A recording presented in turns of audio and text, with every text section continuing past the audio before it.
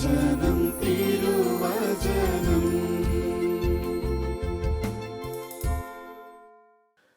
ഈശോ മിശിഹായ്ക്ക് സ്തുതിയായിരിക്കട്ടെ. പ്രിയപ്പെട്ട ദൈവജനമേ, ഈ ശുശ്രൂഷയിൽ പങ്കെടുക്കുന്ന എല്ലാവർക്കും സർവശക്തനായ ദൈവം സമ്മാനിക്കുന്ന വലിയ സന്തോഷവും ആനന്ദവും സ്വീകരിക്കുവാനും അത് ആസ്വദിക്കുവാനും ഇടവരട്ടെ എന്ന് പ്രാർത്ഥിക്കുകയും ആശംസിക്കുകയും ചെയ്യുന്നു. പ്രിയപ്പെട്ടവർ, ഇന്ന് നമ്മൾ ധ്യാനിക്കുന്നത് വിശുദ്ധ പൗലോസ്ലീഹായോടൊപ്പമാണ്.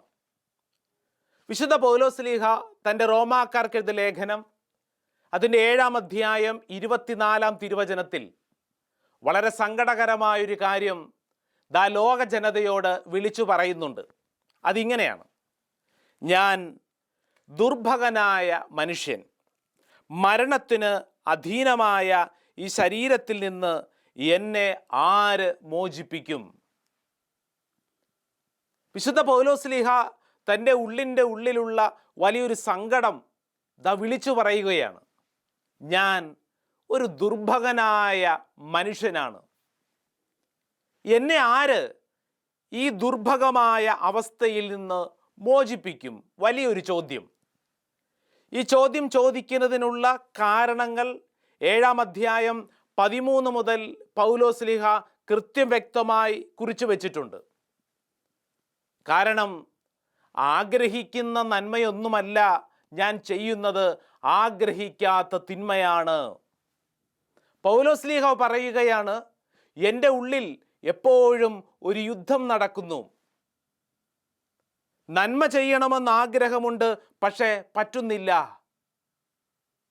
ഈ ഭൂമിയിൽ സന്തോഷത്തോടെ ജീവിക്കണമെന്ന് ആഗ്രഹമുണ്ട്, പറ്റുന്നില്ല.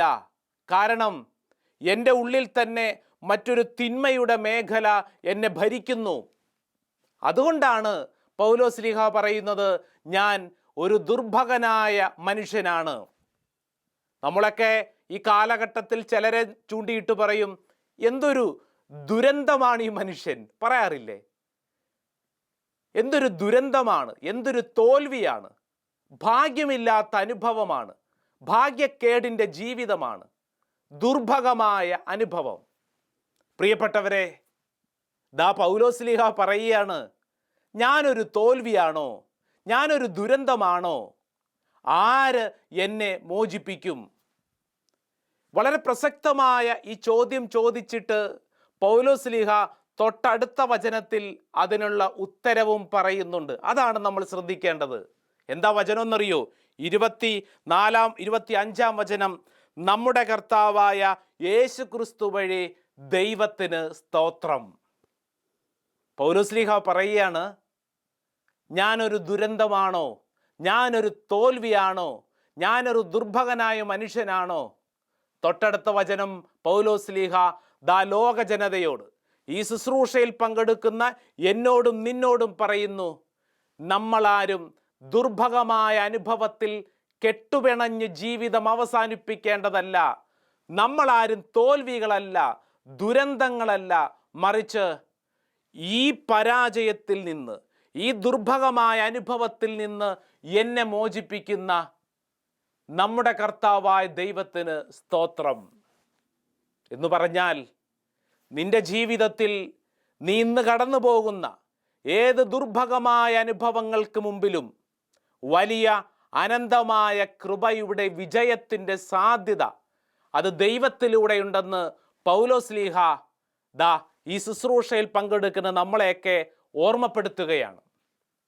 പ്രിയപ്പെട്ടവരെ, ജീവിതത്തിൽ ഈ പൗലോസ്ലീഹ അനുഭവിക്കുന്നത് പോലെ നമ്മുടെ ഉള്ളിലും കുറേ പരാജയങ്ങൾ, ഇന്നലകളിലെ കൈപ്പേറിയ അനുഭവങ്ങൾ, പാപത്തിൻ്റെ തിന്മയുടെ കുറേയധികം വീഴ്ചകൾ, കുറേ ഓർമ്മകൾ ഒക്കെയുണ്ട്.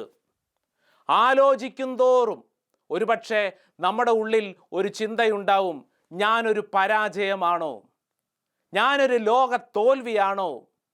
പ്രിയപ്പെട്ടവരെ, പൗലോസ്ലീഹ നിന്നെയും എന്നെയും ബലപ്പെടുത്തിക്കൊണ്ട് പറയുന്നു, നമ്മൾ ഒരിക്കലും തോൽവികളല്ല, മറിച്ച് നമ്മുടെ കർത്താവായ ക്രിസ്തു വഴി നമ്മൾ വിജയിച്ചിരിക്കുന്ന വ്യക്തികളാണ്. പ്രിയപ്പെട്ടവരെ, ഈ ഒരു ആത്മീയ സത്യം നമ്മുടെയൊക്കെ അനുദിന ജീവിതത്തിൽ നമ്മൾ പ്രഖ്യാപിക്കേണ്ട ഒരു ആത്മീയ മേഖലയുടെ ആത്മീയ രഹസ്യമാണ്. കാരണം നമ്മുടെയൊക്കെ ചുറ്റുവട്ടത്തോട്ട് നോക്കുമ്പോൾ ഒത്തിരിയേറെ കുറവുകളും പരാജയങ്ങളും തോൽവികളും ദുരന്തങ്ങളും ഒക്കെയുണ്ട്, നമ്മുടെ ഉള്ളിൽ തന്നെയുണ്ട്. പക്ഷേ അതിൻ്റെ മുകളിൽ ചവിട്ടി നിന്നുകൊണ്ട് ക്രിസ്തു വഴി നിന്റെ വിജയം ലോകത്തോട് പ്രഖ്യാപിക്കാൻ സാധിക്കണം. ഇതല്ലെങ്കിൽ എന്ത് സംഭവിക്കും? നമ്മുടെ ജീവിതത്തിൽ എപ്പോഴും നമ്മൾ ഈ ദുർഭഗമായ അനുഭവത്തെ ഓർത്തോർത്തോർത്തോർത്ത് സങ്കടപ്പെട്ട് ജീവിതം അവസാനിപ്പിക്കും. പ്രിയപ്പെട്ടവരെ, ക്രിസ്തു വഴി നമ്മുടെ ജീവിതത്തിന് വിജയമുണ്ട്. അതുകൊണ്ടാണ് വചനം വായിക്കണമെന്ന് പറയുന്നത്. വചനം വായിച്ചു പോകുന്നതനുസരിച്ച് എന്ത് സംഭവിക്കും? ഈ ദുർഭഗമായ അനുഭവത്തിൽ നിന്ന് വലിയൊരു വിശുദ്ധീകരണം നമുക്ക് സംഭവിക്കും. യോഹന്നാൻ്റെ സുവിശേഷം 15-ാം അധ്യായം അതിൻ്റെ 3-ാം തിരുവചനം പറയുന്നത്, ഞാൻ നിങ്ങളോട് പറഞ്ഞ വചനം നിമിത്തം നിങ്ങൾ ശുദ്ധിയുള്ളവരായിരിക്കുന്നു എന്നുള്ളതാണ്. എന്ന് പറഞ്ഞാൽ നിന്റെ ജീവിതത്തിൻ്റെ ഭാഗ്യക്കേടിൻ്റെ ദുർഭഗമായ അനുഭവങ്ങളെ ശുദ്ധീകരിക്കുന്നത് ആരാണ്? യേശുവിൻ്റെ അതിശക്തമായ കൃപയാണ്. പ്രിയപ്പെട്ടവരെ, ഈ ശുശ്രൂഷയിൽ പങ്കെടുക്കുമ്പോൾ നിങ്ങൾ മനസ്സിൽ ഒരു കാര്യം ഉറപ്പിക്കുക. നമ്മുടെയൊക്കെ ജീവിതത്തിൽ അനേക കുറവുകളും പോരായ്മകളും പരാജയങ്ങളും കൈപ്പേറിയ അനുഭവങ്ങളും ഉണ്ട്. എന്നാൽ അവയെ ഓർത്തുകൊണ്ട് അസ്വസ്ഥപ്പെട്ടുകൊണ്ടിരുന്നാൽ ഒരിക്കലും ജീവിതത്തിൽ മുന്നോട്ട് പോകുവാൻ സാധ്യമല്ല. ഇവിടെയാണ് പൗലോസ്ലീഹ നമ്മളോട് പറയുന്നത്, ഒക്കെ ശരിയാണ്, കുറേയധികം കുറവുകൾ നമ്മുടെ ജീവിതത്തിലുണ്ട്, ആഗ്രഹിക്കുന്ന നന്മയല്ല പലപ്പോഴും നമ്മൾ ചെയ്യുന്നതൊക്കെ ശരിയാണ്. പക്ഷേ അതിനൊക്കെ അപ്പുറം നമ്മുടെ കർത്താവായ ക്രിസ്തു വഴി ദൈവത്തിനു മഹത്വം എന്നു പറയാൻ പഠിച്ചാൽ നമ്മൾ ജീവിതത്തിൽ വിജയിച്ചു. പലപ്പോഴും ഈ ഒരു ആറ്റിറ്റ്യൂഡ് നമുക്ക് പലപ്പോഴും നഷ്ടപ്പെട്ടു പോകുന്നു. പലപ്പോഴും നമ്മുടെ ചിന്ത ഇന്നലകളിലെ കുറവുകളെക്കുറിച്ചും നമ്മുടെ തന്നെ കഴിവില്ലായ്മയെക്കുറിച്ചുമാണ്. നാളുകൾക്ക് മുമ്പ് ഒരു പെൺകുട്ടി കല്യാണാലോചനയൊക്കെ ഉറപ്പിച്ചിരിക്കുന്നു, പ്രാർത്ഥിക്കാൻ വേണ്ടി നമ്മുടെ ധ്യാന കേന്ദ്രത്തിൽ വന്നു. കല്യാണമൊക്കെ ഏകദേശം ഉറപ്പിച്ചിരിക്കുന്നു, എല്ലാം വളരെ ഭംഗിയായിട്ട് മുന്നോട്ട് നീങ്ങുന്നു. ഈ പെൺകുട്ടി എന്നോട് പറഞ്ഞു, അച്ഛാ, എൻ്റെ ഉള്ളിൽ വല്ലാത്ത ഭയമാണ്, ഭയം. ഞാൻ ചോദിച്ചു, എന്തിനെയാണ് ഭയപ്പെടുന്നത്? അപ്പോൾ ആ പെൺകുട്ടി പറഞ്ഞു, അച്ഛാ, കല്യാണം കഴിക്കാൻ എനിക്ക് ഭയമാണ്. ഞാൻ പറഞ്ഞു, വീട്ടുകാരോട് പറഞ്ഞോ? ഇല്ലച്ചാ, ആരോടും പറഞ്ഞിട്ടില്ല, എൻ്റെ ഉള്ളിൽ ഒരു യുദ്ധം നടന്നുകൊണ്ടിരിക്കുകയാണ്. പൗലോസ്ലീഹ പറഞ്ഞതുപോലെ ഉള്ളിൻ്റെ ഉള്ളിൽ വല്ലാത്തൊരു യുദ്ധം നടന്നുകൊണ്ടിരിക്കുകയാണ്. ഞാൻ ചോദിച്ചു, എന്തേ ഇങ്ങനെ ഒരു യുദ്ധമുണ്ടാകാൻ കാരണം? ആരോടെങ്കിലും വേറെ ഏതെങ്കിലും പ്രണയമോ മറ്റെന്തെങ്കിലും ബന്ധങ്ങളുണ്ടോ? അതൊന്നുമില്ല അച്ഛാ, ഒന്നുമില്ല. പക്ഷേ അച്ഛാ, എൻ്റെ ഉള്ളിൽ വല്ലാത്തൊരു ഭയം. ഭയത്തിൻ്റെ കാരണത്തെക്കുറിച്ച് ചോദിച്ചു വന്നപ്പോൾ ആ പെൺകുട്ടി പറഞ്ഞു, അച്ഛാ, കുറേ വർഷങ്ങൾക്ക് മുമ്പ് കോളേജിൽ പഠിച്ചുകൊണ്ടിരുന്ന അവസരത്തിൽ എനിക്ക് ഒരു ചെറുപ്പക്കാരനോട് ചെറിയൊരു പ്രണയമുണ്ടായിരുന്നു. ഒരു 5-6 മാസക്കാലം മാത്രം നീണ്ടു നിന്നിരുന്ന ഒരു പ്രണയം. അത് കഴിഞ്ഞുപോയി, അതെല്ലാം പോയി. പക്ഷെ ഇപ്പോൾ ഈ വിവാഹ ആലോചനയുമൊക്കെയായി വന്നു കഴിഞ്ഞപ്പോഴത്തേക്ക് എൻ്റെ ഉള്ളിൽ പെട്ടെന്ന് എവിടെ നിന്നോ ഈ പഴയ ഓർമ്മ കടന്നു വരാൻ തുടങ്ങി. ഓർമ്മ കടന്നു വന്നു കഴിഞ്ഞപ്പോൾ എൻ്റെ ഉള്ളിൽ നിന്ന് ആരോ എന്നോട് പറയുന്നു, നീ കുറേ വർഷങ്ങൾക്ക് മുമ്പ് ഒരു ചെറുപ്പക്കാരനെ പ്രണയിച്ചതല്ലേ, നിന്റെ ഹൃദയം നീ ആ ചെറുപ്പക്കാരന് കൊടുത്തതല്ലേ, ഇനി നീ ഈ ജീവിത പങ്കാളിയെ ഇനി എങ്ങനെ സ്നേഹിക്കും? നിനക്ക് ആ വ്യക്തിയെ ഉൾക്കൊള്ളാനാവുമോ? പ്രിയപ്പെട്ടവർ, ഈ പെൺകുട്ടി എന്നോട് പറയാണ്, അച്ഛാ, ഇങ്ങനെ ആരോ എൻ്റെ ഉള്ളിലിരുന്ന് ഇങ്ങനെ പറഞ്ഞുകൊണ്ടിരിക്കുന്നു. എൻ്റെ ഉള്ളിൽ അതൊരു ഭയമായി മാറി. ഇപ്പോൾ ഞാൻ അസ്വസ്ഥയാണ് അച്ഛാ. എന്നിട്ട് ഈ പെൺകുട്ടി എന്നോട് പറയുക, അച്ഛാ, അത് ശരിയല്ലേ, നാളുകൾക്ക് മുമ്പ് ഞാൻ എൻ്റെ ഹൃദയം ആ വ്യക്തിക്ക് കൊടുത്തില്ലേ? സംസാരിച്ചു വന്നപ്പോഴത്തേക്ക് അത് വെറും ഒരു ഇൻഫാക്ച്വേഷൻ മാത്രമായിരുന്നു. കുറച്ച് നാളുകൾ അവർ പരസ്പരം സംസാരിച്ചു, അതുമാത്രം, അതിനപ്പുറം ഒന്നും സംഭവിച്ചിട്ടില്ല. പക്ഷേ ഈ പെൺകുട്ടിയുടെ ഉള്ളിൽ ഇങ്ങനൊരു ചിന്ത കടന്നു വന്നിരിക്കുകയാണ്. അതുകൊണ്ട് എന്ത് സംഭവിക്കുന്നു? ദാ ഇപ്പോൾ ഒരു വിവാഹ ജീവിതത്തെക്കുറിച്ച് ചിന്തിക്കുമ്പോൾ ഉള്ളിൻ്റെ ഉള്ളിൽ വല്ലാണ്ട് ഭയപ്പാട്. ആ പെൺകുട്ടിക്ക് വേണ്ടി പ്രാർത്ഥിച്ചപ്പോൾ മനോഹരമായിട്ടുള്ള ഒരു തിരുവചനം കൊടുത്ത് കർത്താവ് ആ പെൺകുട്ടിയെ വലിയ അനുഗ്രഹത്തിലേക്കും സൗഖ്യത്തിലേക്കും നയിച്ചു. അതേതാ വചനം എന്നറിയോ? യെശയ്യായുടെ പ്രവചനം 54 അധ്യായം അതിൻ്റെ 4 തിരുവചനം. Book of Isaiah chapter 54 words 4. വചനം ഇങ്ങനെയാണ്: ഭയപ്പെടേണ്ട, നീ ലജ്ജിതയാവുകയില്ല, നീ അവമാനിതയാവുകയില്ല, നിന്റെ യൗവനത്തിലെ അപകീർത്തി നീ വിസ്മരിക്കും. എത്ര സുന്ദരമായിട്ടാണെന്നറിയാവോ ഈ വചനം ആ പെൺകുട്ടിയുടെ ജീവിതത്തിൽ സൗഖ്യമായിട്ട് മാറിയത്? വചനം എന്താണ്? ഒരിക്കൽ കൂടെ വായിച്ചേ. ഭയപ്പെടേണ്ട, നീ ലജ്ജിതയാവുകയില്ല, നീ അവമാനിതയാവുകയുമില്ല. കൃത്യം ഈ വചനം ആ പെൺകുട്ടിയുടെ മുമ്പിൽ തുറന്നു കാണിച്ചിട്ട് ഞാൻ പറഞ്ഞു, ദാ മോളെ, ഇത് നിനക്കുള്ള ഒരു വചന സന്ദേശമാണ്. നീ ഭയപ്പെടേണ്ട, നീ ലജ്ജിക്കേണ്ടി വരില്ല, നീ അപമാനിതയാവുകയില്ല. കാരണം നിന്റെ യൗവനത്തിലെ തെറ്റുകളെ ഓർത്തുകൊണ്ട് നീ അസ്വസ്ഥപ്പെടേണ്ട. കാരണം നിന്റെ കൂടെ സർവശക്തനായ ദൈവമുണ്ട്. നീ ഭയപ്പെടേണ്ട. ഈ വചനം വായിച്ചു കൊണ്ടിരിക്കുമ്പോൾ തന്നെ ഈ പെൺകുട്ടിയുടെ ഉള്ളിൽ വലിയ ഒരു പ്രകാശം നിറയുകയാണ്. ആ സമയം അത്രയും ഉള്ളിലുണ്ടായിരുന്നത് ഇരുട്ട്, ഭയമാണ്. വചനം ശക്തമായിട്ട് കടന്നു വന്നതോടുകൂടി ഈ പെൺകുട്ടിയുടെ ഉള്ളിലുണ്ടായിരുന്ന അസ്വസ്ഥത അങ്ങ് മാറാൻ തുടങ്ങി.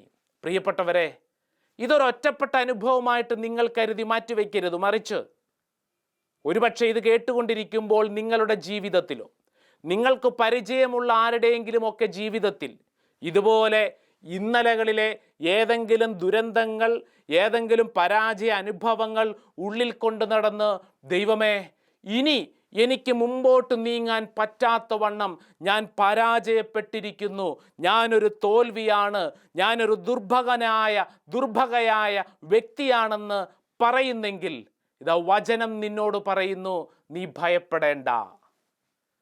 ഉൽപ്പത്തി മുതൽ വെളിപാട് വരെ വായിച്ചു പോകുമ്പോൾ ഈ ഒരു ആത്മീയ സത്യമാണ് നമ്മുടെ മുമ്പിൽ ആവർത്തിച്ച് പഠിപ്പിച്ചുകൊണ്ടിരിക്കുന്നത്. നീ ഭയപ്പെടേണ്ട.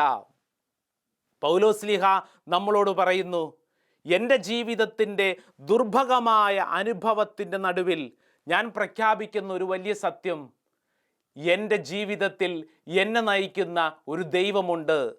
അതുകൊണ്ടാണ് പൗലോസ്ലീഹ പറയുന്നത്, ക്രിസ്തു വഴി നമ്മുടെ കർത്താവിന് മഹത്വം, സ്തോത്രം. നമ്മുടെ ശത്രു എന്ന് പറയുന്നത് ആരാണ്? പലപ്പോഴും ചില വ്യക്തികളെ നമ്മൾ ശത്രുക്കളായി കണക്കാക്കും. എന്നാൽ വിശുദ്ധ ഗ്രന്ഥം നമ്മളെ കൃത്യമായിട്ട് പഠിപ്പിച്ചിട്ടുള്ളൊരു കാര്യമുണ്ട്. നമ്മുടെ ശത്രു എന്ന് പറയുന്നത് അത് സാത്താനാണ്. ഈ സാത്താൻ്റെ പ്രധാനപ്പെട്ട പരിപാടി എന്താണ്? സാത്താൻ നമ്മുടെ ഉള്ളിൽ ഭയം നിറയ്ക്കുക, അങ്ങനെ നമ്മളെ എല്ലാവരെയും വലിയ തോൽവികളാക്കി, ദുരന്തങ്ങളാക്കി മാറ്റുക. ഒരു വ്യക്തിയുടെ ഉള്ളിൽ ഭയം നിറയ്ക്കപ്പെട്ട് കഴിഞ്ഞാൽ ആ വ്യക്തി ഒരിക്കലും പുറത്തു വരികയില്ല. എന്ന് പറഞ്ഞാൽ ആ വ്യക്തി എപ്പോഴും ചുരുണ്ടുകൂടി സ്വയം ഉള്ളിൻ്റെ ഉള്ളിലേക്ക് മാറിക്കൊണ്ടിരിക്കും. ഭയം ഒരു വ്യക്തിയെ എപ്പോഴും നശിപ്പിക്കും. പ്രിയപ്പെട്ടവരെ, ദൈവം ഒരിക്കലും ഒരു വ്യക്തിയുടെ ഉള്ളിൽ ഭയം നൽകാൻ ആഗ്രഹിക്കുന്നില്ല. ഈ ശുശ്രൂഷയിൽ പങ്കെടുക്കുമ്പോൾ നമ്മിൽ നിന്ന് ക്രിസ്തു ആഗ്രഹിക്കുന്ന കാര്യം, ആ ഭയത്തിൻ്റെ മേഖലകളിൽ ഒരു വിടുതലിന് വേണ്ടി നമ്മളൊക്കെ പ്രാർത്ഥിക്കണം എന്നുള്ളതാണ്. പലതരത്തിലുള്ള ഭയപീഡകളാൽ നമ്മളിൽ പലരും ബന്ധിക്കപ്പെട്ട് കഴിയുന്നവരാണ്. അപ്രകാരമുള്ള തടവറകളിൽ നിന്ന് നമുക്കൊക്കെ രക്ഷയുണ്ടെന്ന് പൗലോസ്ലീഹ കൃത്യമായി നമ്മളെ പഠിപ്പിക്കുകയാണ്. ഞാൻ ദുർഭഗനായ മനുഷ്യനാണ്, പക്ഷേ എൻ്റെ ക്രിസ്തു വഴി എനിക്ക് സ്വാതന്ത്ര്യമുണ്ട്. പ്രിയപ്പെട്ടവരെ, ഏതൊക്കെ തരത്തിലുള്ള അസ്വസ്ഥതകളാണെങ്കിലും, ഓർമ്മകളാണെങ്കിലും, ഭയത്തിൻ്റെ കയ്പ് നിറഞ്ഞ അനുഭവങ്ങളാണെങ്കിലും, ക്രിസ്തു വഴി, വചനം വഴി നമുക്ക് സൗഖ്യമുണ്ട്, രക്ഷയുണ്ട്. കുറച്ച് വർഷങ്ങൾക്ക് മുമ്പ് ഞങ്ങൾ ഒരുപറ്റം വൈദികർ ഒരു സ്കൂളിൽ ധ്യാനിപ്പിക്കാൻ പോയി. അവിടെ ചെന്ന അവസരത്തിൽ അവിടുത്തെ പ്രധാനപ്പെട്ട സിസ്റ്റേഴ്സിൻ്റെ സ്കൂളാണ്. ആ സിസ്റ്റർ ഞങ്ങൾ അച്ഛന്മാരൊക്കെ ഒരുമിച്ചിരിക്കുമ്പോൾ ആ സ്കൂളിലെ തന്നെ നല്ല മിടുക്കിയായിട്ടുള്ള 8ാം ക്ലാസ്സിൽ പഠിക്കുന്ന പെൺകുട്ടിയെയും കൊണ്ടുവന്നിട്ട് പറഞ്ഞു, അച്ഛന്മാരെല്ലാവരും കൂടെ ഈ മകൾക്ക് വേണ്ടി ഒന്ന് പ്രാർത്ഥിച്ചേ. ഞങ്ങൾ ചോദിച്ചു, എന്തേ? അച്ഛാ, ഞങ്ങളുടെ സ്കൂളിൻ്റെ അഭിമാനമാണ് ഈ പെൺകുട്ടി, നന്നായിട്ട് പഠിക്കും. പക്ഷെ അച്ഛാ, ഒരു കുഴപ്പമുണ്ട്. ഞങ്ങൾ ചോദിച്ചു, എന്താണ് ഈ കുഴപ്പം? അപ്പോഴാണ് ഈ സിസ്റ്റർ പറയുന്നത്, അച്ഛാ, ഈ പെൺകുട്ടിക്ക് പേപ്പറിൽ, ഈ പരീക്ഷാ സമയത്ത് പേപ്പറിൽ ഉത്തരമൊന്നും എഴുതി അത് പ്രകടിപ്പിക്കാൻ സാധ്യമല്ല. വീണ്ടും വീണ്ടും ചോദിച്ചു വന്നപ്പോഴാണ് ഞങ്ങളെ അത്ഭുതപ്പെടുത്തിക്കൊണ്ട് ഈ സിസ്റ്റർ പറയുന്നത്, അച്ഛാ, പരീക്ഷ എഴുതുന്ന സമയത്ത് ഈ പെൺകുട്ടി നെർവസ് ആകും, അതോടൊപ്പം തന്നെ കൈ മുഴുവൻ വിയർക്കാൻ തുടങ്ങും. ചെറിയ വിയർപ്പൊന്നും അല്ല അച്ഛാ, വിയർത്ത് കഴിയുമ്പോഴത്തേക്ക് ഈ പേപ്പർ മുഴുവൻ വെള്ളം നിറയും.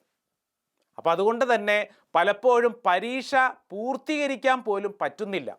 എന്നാൽ നന്നായിട്ട് പഠിക്കുന്ന പെൺകുട്ടി, ക്ലാസ്സിലൊക്കെ എഴുന്നേറ്റ് നിന്നൊക്കെ നന്നായിട്ട് സംസാരിക്കാൻ കഴിവുള്ള പെൺകുട്ടി. സംസാരത്തിൻ്റെ ഇടയിൽ ഈ പെൺകുട്ടിയുടെ കുടുംബത്തെക്കുറിച്ചും സംസാരിക്കാൻ ഇടവന്നു. ആ ധ്യാനാവസരത്തിൽ തന്നെ അമ്മയോട് സംസാരിക്കാൻ ഇടവന്നു. പ്രിയപ്പെട്ടവരെ, അവരുടെ കുടുംബം വളരെ ദാരിദ്ര്യ അനുഭവത്തിലുള്ളൊരു കുടുംബം. ആ അമ്മ പറഞ്ഞു വന്നത് മുഴുവൻ ഭർത്താവിനെ കുറിച്ചായിരുന്നു. മുഴുക്കുടിയനായ ഒരു മനുഷ്യൻ.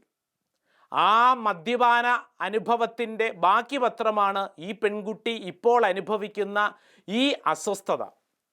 പ്രിയപ്പെട്ടവരെ, ഈ പെൺകുട്ടിയുടെ ഈ അസ്വസ്ഥത അപ്പനിൽ നിന്ന് കിട്ടിയതാണെന്നുള്ളത് ഈ പെൺകുട്ടി അംഗീകരിച്ചു.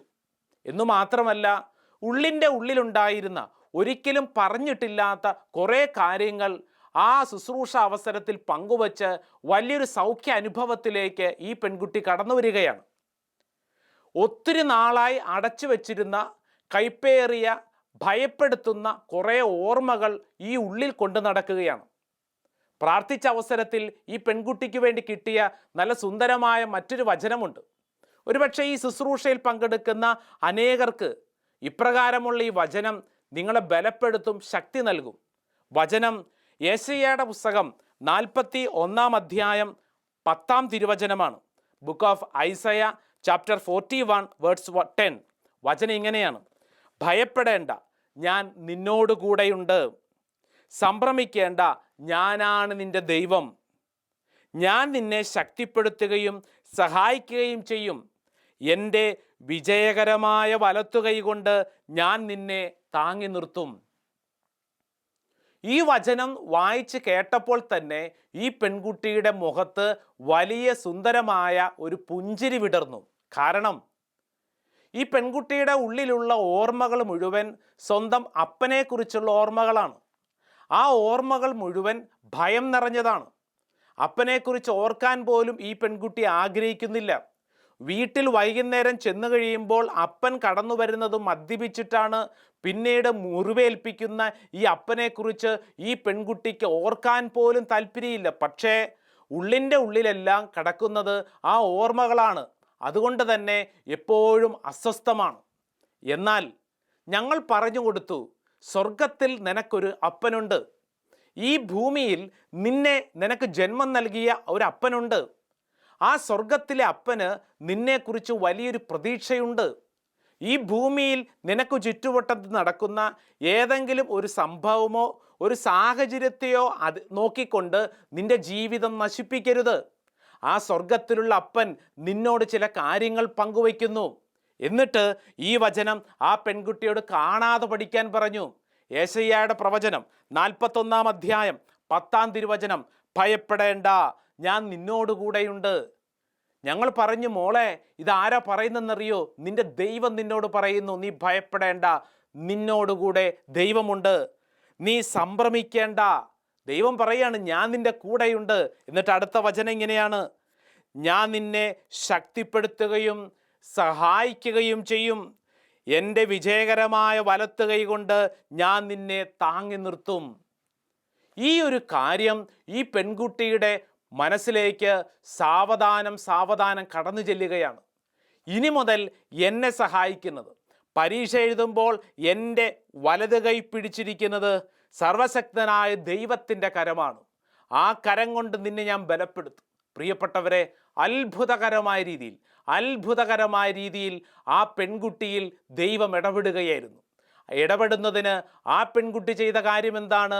ഉള്ളിൻ്റെ ഉള്ളിലുണ്ടായിരുന്ന ആ ഭയ അനുഭവങ്ങളിൽ നിന്ന് വിടുതലിനു വേണ്ടി പ്രാർത്ഥിക്കാനും വചനത്തിൽ വിശ്വസിക്കാനും ഹൃദയം തുറന്ന് പ്രാർത്ഥിക്കാനുമുള്ള വലിയൊരു മനസ്സ് കാണിച്ചു.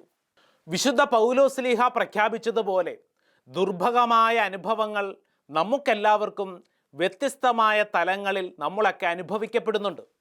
എന്നാൽ ആ അനുഭവങ്ങളിൽ ഒരിക്കലും കുടുങ്ങിക്കിടക്കരുത്, മറിച്ച് അവയിൽ നിന്ന് എത്രയും പെട്ടെന്ന് പുറത്തു വരണമെന്ന് വചനം നമ്മളെ ക്ഷണിക്കുകയാണ്, ആഗ്രഹിക്കുകയാണ്. പ്രിയപ്പെട്ടവരെ, വലിയൊരു ആഗ്രഹം തന്നെ നമ്മുടെ മനസ്സിൽ ജനിക്കട്ടെ. എന്തിനു വേണ്ടി? സ്വാതന്ത്ര്യ അനുഭവത്തിലേക്ക്. നമ്മളെ കുടുക്കിയിരിക്കുന്ന ഏതൊരു തരത്തിലുള്ള ദുർഭഗമായ അനുഭവത്തിൽ നിന്നും രക്ഷ നമുക്കുണ്ടെന്ന് വചനം നമുക്ക് വാഗ്ദാനം നൽകുകയാണ്. നമ്മൾ ചിന്തിച്ചു നോക്കിക്കേ, ഏത് അനുഭവങ്ങളാണ് എൻ്റെ വ്യക്തിപരമായ ജീവിതത്തിൽ ദുർഭഗമായ അനുഭവത്തിൽ എന്നെ കുടുങ്ങിക്കിട്ടിരിക്കുന്നത്? നാളുകൾക്ക് മുമ്പ് മറ്റൊരു ചെറുപ്പക്കാരന് വേണ്ടി പ്രാർത്ഥിച്ചത് ഞാൻ ഓർക്കുന്നു. ആ ചെറുപ്പക്കാരൻ്റെ പ്രശ്നം എന്താണെന്നറിയോ? അവന് വീടിന് വെളിയിൽ പോവില്ല, കൂട്ടുകാരുടെ കൂടെ പോവില്ല, നാട്ടുകാരുടെ ഇടയിൽ ഒരു കാര്യത്തിന് ഇടപെടത്തില്ല. സംസാരിച്ചു വന്നപ്പോൾ എന്താണ് കാര്യം? അവനെ മറ്റുള്ളവർ കളിയാക്കുമോ എന്നുള്ള ഭയം അവനെ വേട്ടയാടുന്നു. ചെറുപ്പത്തിൽ ആരൊക്കെയോ അവനെ ചില കളിയാക്കുന്ന വാക്കുകളൊക്കെ പറഞ്ഞിരുന്നു.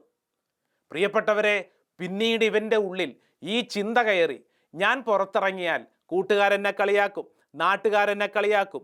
ഈ ചിന്ത വന്നതോടുകൂടി ഇവൻ ഈ വീടിൻ്റെ അകത്ത് ഇങ്ങനെ ഇരിക്കുകയാണ്, ഇവൻ പുറത്തിറങ്ങില്ല. പ്രിയപ്പെട്ടവരെ, ഈ ഭൂമി ജീവിതത്തിൽ ചില കളിയാക്കലുകളും ചില വട്ടപ്പേരുകളുമൊക്കെ പലപ്പോഴും ജീവിതത്തിൽ നമ്മളൊക്കെ അനുഭവിച്ചിട്ടുണ്ട് എന്ന് കരുതിക്കൊണ്ട് അത് ജീവിതത്തിൻ്റെ ഒരു തോൽവിയായി, പിന്നീട് ജീവിതം മുഴുവൻ ഒരു ദുരന്തമായി പ്രഖ്യാപിച്ച് നമ്മൾ വീടിനുള്ളിൽ അല്ലെങ്കിൽ മുറിക്കുള്ളിൽ അടഞ്ഞിരിക്കാനല്ല ദൈവം ആഗ്രഹിക്കുന്നത്. മറിച്ച് എന്തു വേണം? നമ്മുടെ ജീവിതത്തിൽ ശക്തനും ധീരനുമായി നമ്മൾ രംഗത്തിറങ്ങണം. ജോഷുവയുടെ പ്രവചനം 1-ാം അധ്യായം അതിൻ്റെ 9-ാം വചനം ഇങ്ങനെയാണ്: ശക്തനും ധീരനുമായിരിക്കണമെന്നും ഭയപ്പെടുകയോ പരിഭ്രമിക്കുകയോ ചെയ്യരുതെന്നും നിന്നോട് ഞാൻ കൽപ്പിച്ചിട്ടില്ലയോ? ആരെങ്കിലുമൊക്കെ മറ്റുള്ളവരെ പേടിച്ച് മറ്റുള്ളവർ എന്ത് വിചാരിക്കും, അല്ലേ? ചിലരുടെയൊക്കെ ചിന്ത അങ്ങനെയാണ്. മറ്റുള്ളവർ എന്ത് വിചാരിക്കും, ഞാൻ ഇങ്ങനെയൊക്കെ ചെയ്തു കഴിഞ്ഞാൽ മറ്റുള്ളവർ എന്ത് വിചാരിക്കും, ഇന്നലകളിൽ ഞാൻ ചെയ്ത കുറേ കാര്യങ്ങൾ തോറ്റുപോയി, തോൽവികളായിരുന്നു, ഇനി ഞാൻ ചെയ്യാൻ പോകുന്നതും അതുപോലെ തന്നെ പരാജയമാണല്ലോ, അതുകൊണ്ട് ഞാനൊന്നും ചെയ്യുന്നില്ല എന്നിങ്ങനെയൊക്കെ കരുതി ഉള്ളിൻ്റെ ഉള്ളിൽ പിൻവലിഞ്ഞിരിക്കുന്ന വ്യക്തികൾ ശ്രദ്ധിക്കണം. എന്തു വേണമെന്നറിയോ? ജോഷുവയോട് ദൈവം പറയാണ്, ഞാനൊരു കാര്യം നിന്നോട് കൽപ്പിച്ചിട്ടില്ലേ? ഒരു കാര്യം കൽപ്പിച്ചത് നീ ഓർക്കണം. എന്താ അത്? നീ ശക്തനും ധീരനുമായിരിക്കണമെന്നും ഭയപ്പെടുകയോ പരിഭ്രമിക്കുകയോ ചെയ്യരുതെന്നും ഞാൻ നിന്നോട് കൽപ്പിച്ചിട്ടില്ലേ? പ്രിയപ്പെട്ടവരെ, ഇത് വർഷങ്ങൾക്ക് മുമ്പ് ജോഷുവയോട് പറഞ്ഞൊരു കാര്യം മാത്രമല്ല. ഈ വചനം വായിക്കുന്ന, ഈ സമയം വചനം കേൾക്കുന്ന എന്നോടും നിന്നോടും സർവശക്തനായ ദൈവം പറയുന്നൊരു കാര്യമാണ്. ഇത് വെറും ഒരു പറച്ചിലല്ല, മറിച്ച് ഒരു കൽപ്പനയായിട്ടാണ് നൽകുന്നത്. നിന്റെ ജീവിതത്തിൽ നീ ഒരിക്കലും ഒരു കാര്യത്തിൻ്റെ മുമ്പിലും പരിഭ്രമിച്ചോ പരാജയപ്പെട്ടോ അസ്വസ്ഥനായോ മാറരുത്, മറിച്ച് ശക്തനും ധീരനുമായി അവയെ നേരിടണം. എന്നിട്ട് വചനം പറയുന്നത്, നിന്റെ ദൈവമായ കർത്താവ് നീ പോകുന്നിടത്തെല്ലാം നിന്നോട് കൂടെ ഉണ്ടായിരിക്കും എന്നുള്ള വാഗ്ദാനമാണ്. പ്രിയപ്പെട്ടവരെ, ഇത് നമുക്കുള്ള വാഗ്ദാനമാണ്. നീ പോകുന്നിടത്തെല്ലാം ആരുണ്ടാകും നിന്റെ കൂടെ? സർവശക്തനായ ദൈവമുണ്ടാകും. പൗലോസ്ലീഹ റോമാക്കാർക്ക് എഴുതിയ ലേഖനം 7-ാം അധ്യായം 24-ാം തിരുവചനത്തിൽ പറഞ്ഞു, ഞാൻ ദുർഭഗനായ മനുഷ്യനാണ്. എന്നാൽ തൊട്ടടുത്ത വചനത്തിൽ പ്രഖ്യാപിച്ചു, ഈ ദുർഭഗമായ അനുഭവത്തിൽ നിന്ന് സർവശക്തനായ ദൈവം എനിക്ക് മോചനം നൽകുന്നു. അതുകൊണ്ടല്ലേ വിശുദ്ധ പൗലോസ്ലീഹായിലൂടെ രചിക്കപ്പെട്ട പുസ്തകങ്ങൾ ഇന്ന് തിരുസഭ നിലനിൽക്കുന്നത് തന്നെ പൗലോസ്ലീഹ നമുക്ക് നൽകിയ എത്രയോ മനോഹരമായ രചനകളിലൂടെയാണ്.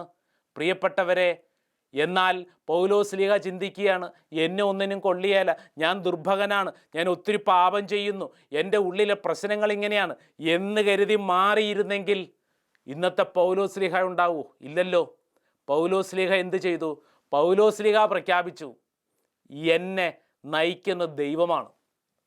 പ്രിയപ്പെട്ടവരെ, ഇതേ ആത്മീയ കൃപ ഈ ശുശ്രൂഷയിൽ പങ്കെടുക്കുന്ന നമുക്കൊക്കെ സംഭവിക്കപ്പെടട്ടെ. ജോഷുവായുടെ പ്രവചനം 1-ാം അധ്യായം 8-ാം വചനം, ഹൃദയത്തിലെന്നും സൂക്ഷിച്ചോണം, നീ ഭയപ്പെടരുത്, ശക്തനും ധീരനുമായിരിക്കണം. ഇതൊരു കൽപ്പനയാണ്.